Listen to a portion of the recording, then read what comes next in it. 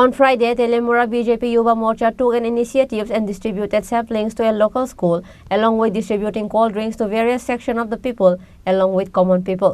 MLA Susanto Dev was present during the distribution. Likewise, speaking in the distributing program, MLA Susanto Dev said, "We are not like other political parties or youth organizations. We constantly try to be with people in the atmosphere of sociality."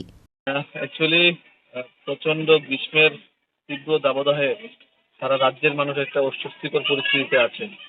সেই সুবাদে আমরা প্রদেশ যুব মোর্চার উদ্যোগে সারা রাজ্যব্যাপী একটা কার্যক্রম হাতে নিয়েছি। পথচারীদের মধ্যে ঠান্ডা পানীয় জল বিতরণ এবং বিভিন্ন এলাকায় বৃক্ষরোপণ।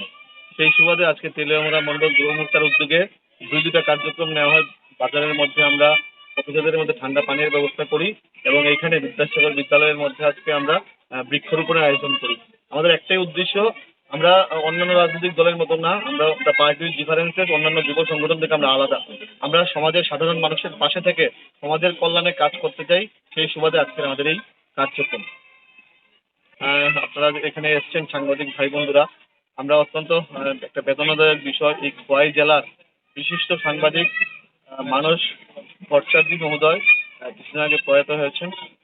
ওনার আত্মার সবকিছু কামনায় আমরা ভাইরা ঠাকুরের কাছে প্রার্থনা করি। Reported by Hiran Moy from Telemura, Chinikhorang.